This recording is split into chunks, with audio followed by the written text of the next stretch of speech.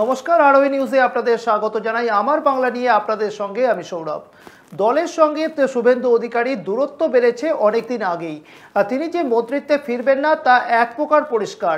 তবে আজ শুভেন্দু অধিকারী তার নিজের গড়ে নিজের শক্তি প্রদর্শন করলেন।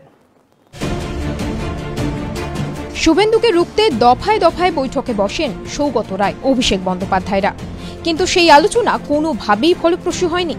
তাই পূর্ব পরিকল্পিত কর্মসূচি অনুযায়ী মেদিনীপুরে অরাজনৈতিক সভা এবং পদযাত্রা করলেন প্রাক্তন পরিবহন মন্ত্রী। তমলুক এবং গড়বেতায় এদিন জনসাধারণের ভিড় ছিল চোখে পড়ার মতো। তবে সভাগুলিতে রাজনৈতিক মন্তব্য এড়িয়ে যান, কিন্তু পরোক্ষভাবে তৃণমূলকে কটাক্ষ করেন শুভেন্দু। আমি নাকি কমফোর্ট জোনে রাজনীতি করি। এই গড়বেতায় তো 11 সালের আগে সবচেয়ে বেশি আমি আসতাম। এখন ফ্ল্যাট বাড়িতে থাকা কারো কারো অসুবিধা হচ্ছে, গ্রামের ছেলেটা রাস্তায় বেরিয়েছে। এই পান্তা ভাত খাওয়া, মুড়ি খাওয়া, গ্রামের ছেলেটা আদর্শের জন্য লড়ছে, আদর্শের জন্য লড়বে। স্বাধীনতা সংগ্রামী ক্ষুদিরাম বসুর জন্মদিন উপলক্ষে পূর্ব এবং পশ্চিম মেদিনীপুরের সভা ঘিরে রাজনৈতিক চাপানুতর চলছেই। যতই তিনি এই কর্মসূচিগুলিকে অরাজনৈতিক বলে আখ্যা দিক না কেন, ওয়াকিবহল মহলের মতে দল ছাড়ার আগে তৃণমূল নেতা মন্ত্রীদের নিজের শক্তি প্রদর্শন করলেন শুভেন্দু। ব্যুরো রিপোর্ট, আরোহী নিউজ। প্রায় 2 বছরেরও বেশি সময় পর খুলল মাঝেরহাট উড়ালপুল। আজ এই উড়ালপুলের উদ্বোধন করলেন মুখ্যমন্ত্রী মমতা বন্দ্যোপাধ্যায়। উপস্থিত ছিলেন দলের শীর্ষ নেতৃত্ব। প্রায় 2 বছরেরও বেশি সময় পর অবশেষে খুলেছে মাঝেরহাট উড়ালপুল। আজ উদ্বোধন করেন মুখ্যমন্ত্রী। উদ্বোধনের পর তিনি নিজেই হাঁটলেন জয় হিন্দ ব্রিজ দিয়ে। 2018 সালে আচমকাই ভেঙে পড়েছিল মাঝেরহাট ব্রিজ, মৃত্যু হয়েছিল 3 জনের। সেই স্মৃতি এখনও তাজা। তবে ব্রিজ ভাঙার পর মাত্র 2 বছরের মধ্যে মেরামতি করে সেই উড়ালপুল আজ জনসাধারণের জন্য খুলে দিলেন মুখ্যমন্ত্রী মমতা বন্দ্যোপাধ্যায়। নাম বদলে রাখা হলো জয় হিন্দ ব্রিজ। এদিন বাংলার মুখ্যমন্ত্রী জানান, জয় হিন্দ ব্রিজ আগে ছিল 2 লেন বিশিষ্ট, এখন সেটি বাড়িয়ে করা হয়েছে 4 লেনের। উড়ালপুলটি আগে 155 মেট্রিক টন ভার বহন করতে পারত, কিন্তু এখন সেটি বেড়ে হলো 385 মেট্রিক টন। 350 মিটার দীর্ঘ এই ব্রিজটি বানাতে খরচ হয়েছে 300 কোটি টাকারও বেশি। স্বাভাবিকভাবেই নবরূপে মাঝেরহাট উড়ালপুল চালু হওয়ায় খুশি আমজনতা। বিবেকানন্দ ব্রিজ ভেঙে পড়ে গেল, প্ল্যানিং ভুল। এগুলো আমার কাজ নয় বা আমাদের কাজ নয়, আগেকার। আমরা সাফার করছি আজকে। 3 মাস প্যান্ডামিকের জন্য কাজ হয়নি, কেউই কোনো ওয়ার্কার পায়নি, কিন্তু আরো 9 মাস আগে এই ব্রিজটা হয়ে যেতে পারত যদি রেল পারমিশনটা দিত। যারা ব্রিজ তৈরি হওয়ার পরে নাটক করতে এসেছিল এখানে প্রেসে ছবি দেখানোর জন্য, ভাত দেবার ক্ষমতা নেই, কিল মারার গোসাই। দুয়ারে দুয়ারে সরকারের পাল্টা, আর নয় অন্যায়, এমনই নয়া কর্মসূচি এনেছে বিজেপি, এবং সেই কর্মসূচি নিয়ে মানুষের দাঁড়ে দাঁড়ে পৌঁছে যাচ্ছে বিজেপি এবং তৃণমূল কংগ্রেস ও রাজ্য সরকারের যে সমস্ত দুর্নীতি তার বিরুদ্ধে সরব হচ্ছেন তারা। আর নয় অন্যায় এই স্লোগানকে সামনে রেখে মানুষের বাড়ি বাড়ি পৌঁছে গিয়ে তৃণমূলের বিরুদ্ধে সুর চড়াচ্ছে বিজেপি। আজ থেকে রায়গঞ্জ শহরে গৃহ সম্পর্ক অভিযান কর্মসূচি শুরু করলো উত্তর দিনাজপুর জেলা বিজেপি। রায়গঞ্জ শহরের তুলসীতলার বস্তি এলাকায় এই কর্মসূচির সূচনা করেন বিজেপি উত্তর দিনাজপুর জেলা সভাপতি বিশ্বজিৎ লাহিড়ী। যদিও বিজেপির এই কর্মসূচিকে কটাক্ষ করেছে তৃণমূল নেতৃত্ব। বিশেষ করে ভারতীয় জনতা পার্টি সারা বছর ধরে যে কর্মসূচি নিয়েছে, আর আমরা জানি যে লকডাউন পিরিয়ডেও আমাদের গৃহ সম্পর্ক অভিযান চলেছিল। তো সেই সময় আমরা আমাদের জেলাতে 2.5 লক্ষ পরিবারে আমরা গৃহ সম্পর্ক অভিযান করতে পেরেছিলাম। তো 1 বছরে আমরা 4 বার গৃহ সম্পর্ক অভিযান করেছি। তারই অঙ্গ হিসাবে আমাদের এই ডিসেম্বর মাস আগামী 5 তারিখ থেকে 12 তারিখ পর্যন্ত পুরো 7-8 দিন পুরো জেলা এবং সারা বাংলা ব্যাপী গৃহ সম্পর্ক অভিযান চলবে। আমরা বাড়ি বাড়িতে যাব, বিজেপির বার্তা আমরা পৌঁছাবো, নরেন্দ্র মোদীজির বার্তা পৌঁছাবো, বিজেপি আগামী দিনে কি করতে চায় সেই বার্তা পৌঁছাবো। আলিপুরদুয়ারে বিজেপির রাজ্য সম্পাদক সৌমিত্র খাঁ তিনি আজকে আলিপুরদুয়ারে যান এবং তাকে শোভাযাত্রা সহকারে স্বাগত জানানো হয়। আলিপুরদুয়ার শহরে পৌঁছালেন আজকে বিজেপি যুব মোর্চার রাজ্য সভাপতি সৌমিত্র খাঁ। শোভাযাত্রার মাধ্যমে আলিপুরদুয়ার শহরে স্বাগত জানানো হলো বিজেপি যুব মোর্চার রাজ্য সভাপতি সৌমিত্র খাঁকে। উপস্থিত ছিলেন জেলা বিজেপির সভাপতি গঙ্গা প্রসাদ শর্মা, সাধারণ সম্পাদক জেলা যুব মোর্চার সভাপতি বিপ্লব দাস সহ বহু নেতৃত্ব এবং কর্মী সমর্থকেরা। আলিপুরদুয়ার শহরে রাজপথ পরিক্রমা করেন সৌমিত্র খাঁ।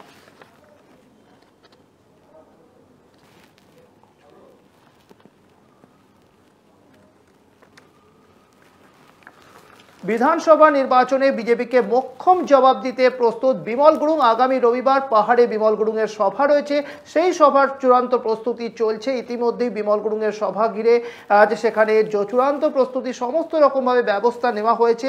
বিধানসভা নির্বাচনে বিজেপিকে মোক্ষম জবাব দিতে প্রস্তুত বিমল গুরুং, আর সেই সভা স্থান বদল করা হয়েছে। श्री विमल गुरुंग जी 6 तारीख को पधार रहे हैं और गांधी मैदान में एक बड़ा विराट जनसभा वहाँ पर होगा 6 तारीख को। और हमारे जितना भी कार्यकर्ता है, मैं यहाँ से संदेश देना चाहता हूँ, सभी डिसिप्लिन में ही आए और मत मदिरा ना करें, क्योंकि जो कुछ लोग ऐसा है, कुछ तो ऐसा है कि उस जनसभा को असफल करने के लिए कोशिश कर रहा है। तो इसीलिए हम लोग ऐसा भी गांधी नीति थ्योरी को हम लोग अपनाते हैं और उस जनसभा को सफल करना हमारा मकसद है, क्योंकि इस बार बीजेपी को जोर का झटका धीरे से लगा, बोलता है ना, उसी तरह देने वाले हैं हम लोग। হলদিয়ায় একই মঞ্চে দেখা গেল দুই রাজনৈতিক দলের নেতাকে। একদিকে কংগ্রেস নেতা লক্ষণ শেঠ, অন্যদিকে তৃণমূলের মুখপাত্র তথা সাংবাদিক কুণাল ঘোষ, এবং দুজনকে একই মঞ্চে দেখা যাওয়ার এই দৃশ্য ঘিরে রাজনৈতিক মহলে শুরু হয়েছে নয়া জল্পনা। ক্ষুদিরাম বসুর জন্মদিবসে হলদিয়ায় একই মঞ্চে কংগ্রেস নেতা লক্ষণ শেঠ ও তৃণমূলের মুখপাত্র তথা সাংবাদিক কুণাল ঘোষ, যা নিয়ে শুরু হয়েছে নতুন রাজনৈতিক সমীকরণ। লক্ষণ শেঠ প্রসঙ্গে কুণাল ঘোষ ভূয়সী প্রশংসা করে বলেন, হলদিয়ার নবরূপকার তিনি। তাছাড়া নন্দীগ্রামের ঘটনায় তাকে আলিমুদ্দিন অযথা জড়িয়েছে। তিনি নন্দীগ্রামের এই ঘটনা ঘটুক কখনোই চাননি। নন্দীগ্রাম আন্দোলনের ফলে তৃণমূল রাজ্যে সরকার গড়েছে এবং সেই ঘটনার খলনায়ক লক্ষণ শেঠকে বলা হতো। সেই লক্ষণ শেঠের পাশে এক মঞ্চে তৃণমূলের মুখপাত্র কুণাল ঘোষ থাকা নিয়ে নতুন জল্পনা শুরু হয়েছে। মধুসূদন মন্ডল ওরফে নারায়ণ, তিনি এলাকার সমস্ত মা বোন দাদা সকলকে নিয়ে এবং শিশুদের নিয়ে শহীদ ক্ষুদিরাম বসুর জন্মবার্ষিকী পালনের জন্য তিনি আমন্ত্রণ জানিয়েছিলেন। আমি সেখানে এসেছি। আমার বাংলা এখন সময় একটা বিরতি রয়েছে, আরো খবর সঙ্গে থাকুন।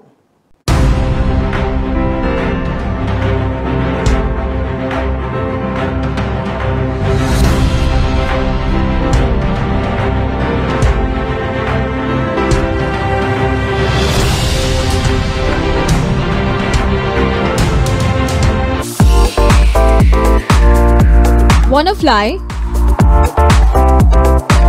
Step towards 3 steps. Where we are different. World-class infrastructure, experienced faculties, hygienic atmosphere, we take all necessary precautions against COVID-19. Meet the aviation professionals and build your dream career with 3 Steps Aviation. 3 Steps Aviation! Hip hip! Hooray! Hip hip! Hooray!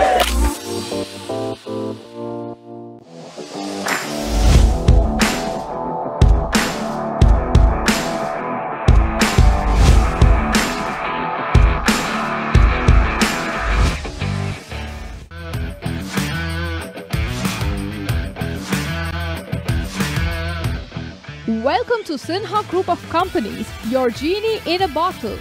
Career advancement opportunities in aviation and hospitality.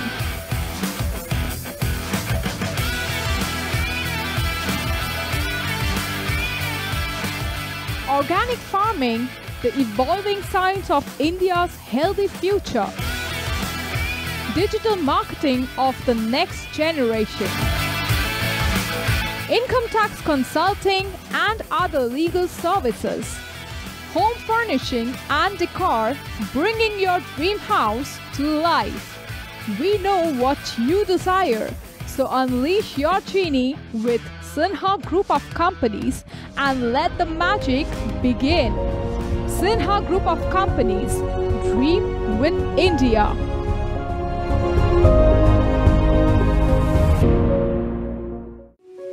এক ডাকেই যাকে পাই, আরোহী foundation একেবারেই তাই।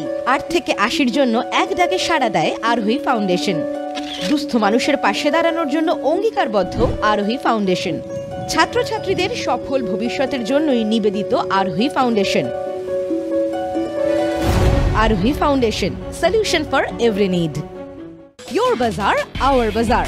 Welcome to onestopbazaar.com, where you can get all your necessary stuff, starting from souvenir to t-shirts, shoes and many more handmade antique stuffs are available just under one roof.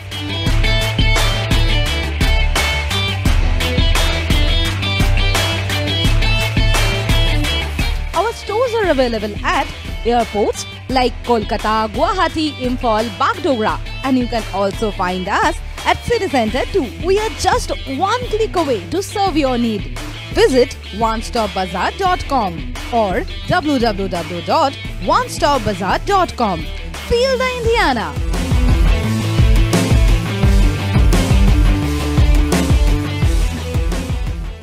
Orin Media and Entertainment, the future of digital news and entertainment world. With evolving trends and rising popularity of the online market, our unique production will tick all the boxes in your playlist. We bring you binge-worthy videos that will blow your mind away. Something you just can't miss. Orin Media and Entertainment. Keep binging.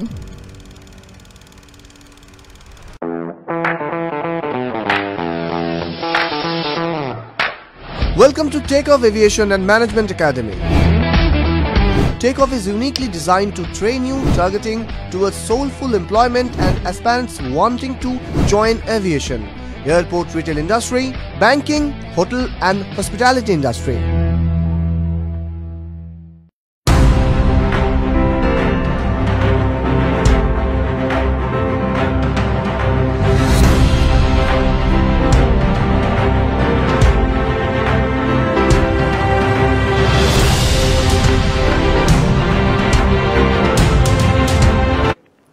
ফিরে এলাম বিরতির পর। রাজ্যে 65টি শিল্প park তৈরি হয়েছে, আরও নতুন বিনিয়োগ আসছে। উইপ্রো আরও 500 কোটি টাকা বিনিয়োগ করবে। সাংবাদিক বৈঠকে জানালেন মুখ্যমন্ত্রী Mamata Bandyopadhyay.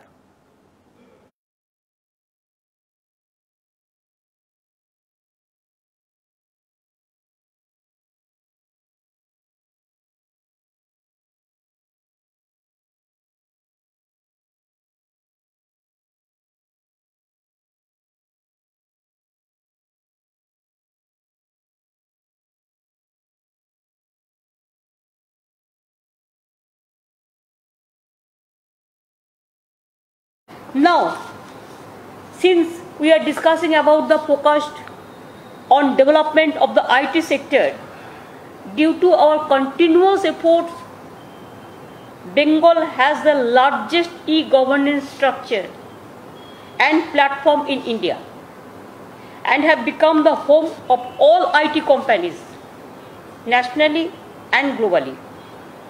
At present, about 1,500 IT companies working in Bengal. All the leading IT software companies like TCS, Wipro, Infosys, Cognizant, IBM, Ericsson, Capgemini, Tech Mahindra, Accenture, ITC Infotech, British Telecom, and so many IT sectors are working here. More than 210,000 IT professionals are working in Bengal, and it happens within this 8 years, because 1 year it was for pandemic, nothing movable like this, but within 8 years we have done all this. হাওড়ার বালিতে poster পড়েছে বালির বিধায়ক বৈশালী ডালমিয়া বহিরাগত। আর সেই প্রসঙ্গে বৈশালী ডালমিয়া আজ মুখ খুললেন এবং তিনি জানান, দেশের প্রধানমন্ত্রীকে যদি বহিরাগত বলা হয় তাহলে তাকে তো বলা হতেই পারে, এবং একই সঙ্গে যদিও তার প্রতি এই বক্তব্যকে গুরুত্ব দিতে নারাজ তৃণমূলের মন্ত্রী অরূপ রায়। मैं क्या बोलूं, ये बाहरी लेके मैं क्या बोलूं। जो ये लोग हमेशा बोलते रहते हैं और ऑनरेबल प्राइम मिनिस्टर को बाहरी बोल रहे हैं, कोई दूसरे स्टेट से कोई आते हैं तो उनको बाहरी बोला जाता है, तो उनको पता ही नहीं है इंडिया इज अ कंट्री, जो prime minister is a head of our family वैसे समझा जाता है। तो अगर प्राइम मिनिस्टर इंडिया में prime minister is the head तो उनको ही बाहरी बोला जा रहा है, तो मैं कौन सा खेत की मूली हूँ। এখন এই প্রশ্নের উত্তর দেওয়ার কোনো ভাষা আমার নেই। তার কারণ হচ্ছে এটা দলের উচ্চ নেতৃত্ব সিদ্ধান্ত নেবে, তার এই ধরনের বক্তব্য বলা ঠিক নয়। আমরা সত্যি বিজেপি একটা বহিরাগত পার্টি। দেখুন না, বাইরে থেকে যারা এসছে তারা সবই বাইরের লোক, কেউ একজন অবজারভার নেই যিনি বাংলার মানুষ, বাংলায় থাকে। তা সুতরাং তাদের বহিরাগত বলবই। জেলায় জেলায় চলছে দুয়ারে দুয়ারে সরকার প্রকল্প, এবং সেই প্রকল্পের কাজ সঠিকভাবে চলছে কিনা আসানসোলের জেলা শাসক পূর্ণেন্দু মাঝি সেই কাজ খতিয়ে দেখলেন। তিনি আজকে বেশ কয়েকটি ক্যাম্প অফিসে যান এবং সেখানে দুয়ারে দুয়ারে সরকারের যে উদ্যোগ, সেই উদ্যোগ সঠিকভাবে চলছে কিনা তা পরিদর্শন করেন। আজ সকালে তিনি পৌঁছান আসানসোলে এনএসসি লাহিড়ী স্কুলে। জেলা শাসকের সঙ্গে ছিলেন পুলিশ ও প্রশাসনের অন্যান্য আধিকারিকেরা। দুয়ারে সরকার প্রকল্পের মাধ্যমে 11টি সরকারি প্রকল্প নিয়ে ক্যাম্প করা হচ্ছে আসানসোলের বিভিন্ন প্রান্তে। সেখানে স্বাস্থ্য সাথী কার্ড, জব কার্ডের আবেদন সহ বিভিন্ন কাজে সুবিধা পাবেন সাধারণ মানুষ। জেলা শাসক পূর্ণেন্দু মাঝি আজ এনসি লাহিড়ী স্কুলে গিয়ে তিনি বলেন, আজকে ফর্ম জমা নেওয়া হয়েছে, পরের বার আবার এসে তাদের হাতে কার্ড তুলে দেব।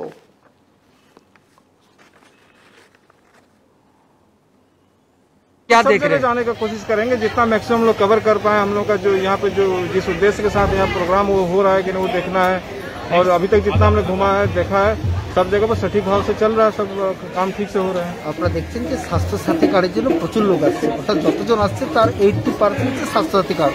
আমরা কাউন্টার বাড়িয়েছি, আজকে আমরা ওদের কাছ থেকে ফর্ম এবং যা ডকুমেন্টস সব আমরা কালেক্ট করছি। আজকে রাতের মধ্যে সেগুলোকে আমরা অনলাইনে এন্ট্রি করব, করে আমরা সেকেন্ড ফেজে যখন আসবো ওদের কার্ড এখানে আমরা ডিস্ট্রিবিউট করবো। এবার করোনা আবহে ছেদ পড়তে পারে বীরভূমের ঐতিহ্যশালী পৌষ মেলার। যদিও সেই মেলা যাতে যথার্থভাবে করা হোক সেই আবেদন জানিয়ে আজকে মহকুমা শাসকের কাছে স্মারকলিপি দেওয়া দিলেও বাংলা পক্ষের পক্ষ থেকে বোলপুর মহকুমার বাংলা সংস্কৃতি মঞ্চের সদস্যরা আজ স্মারকলিপি জমা করেন মহকুমা শাসকের কাছে। এবার করোনা আবহে ছেদ পড়তে পারে শান্তিনিকেতনের ঐতিহ্যশালী পৌষ মেলায়। শান্তিনিকেতনের পৌষ মেলা যাতে অন্যান্য বছরের মতো এবারও আয়োজন করা যায় সেই বিষয়ে মহকুমা শাসকের কাছে স্মারকলিপি জমা দিল বোলপুর মহকুমার বাংলা সংস্কৃতি মঞ্চের সদস্যরা। আজ বোলপুর মহকুমা শাসকের কার্যালয়ে তারা দেখা করেন। তাদের দাবি অন্যান্য বছরের মতো এবারও পৌষ মেলার আয়োজন করা হোক, করোনা বিধি মেনে কেবলমাত্র শান্তিনিকেতনের ঐতিহ্য অর্থাৎ হস্তশিল্পের দোকানের অনুমোদন দেওয়া হোক। আমাদের প্রধান দাবি ছিল যে পৌষ মেলা যে মাঠে হয় সেই মাঠেই হোক, এবং হস্তশিল্পীরা যেরকমভাবে বসতেন সেরকমভাবেই হোক। এবং যেহেতু এখন আমরা শুনতে পাচ্ছি যে অন্যান্য মেলাগুলো চালু হবে, ফলে করোনা ইত্যাদি বাহানা না করে যেভাবে সুষ্ঠুভাবে পৌষ মেলা হতো সেভাবে পৌষ মেলা হোক, এটা আমাদের প্রথম এবং প্রধান দাবি। এছাড়া আমরা এসসি এসটি সংখ্যালঘুদের বিভিন্ন সমস্যা তুলে ধরেছি। আমার বাংলা আজকের মতো এই পর্যন্তই। দিনভর সংবাদ অন্যান্য অনুষ্ঠানের জন্য দেখতে থাকুন আরোই নিউজ।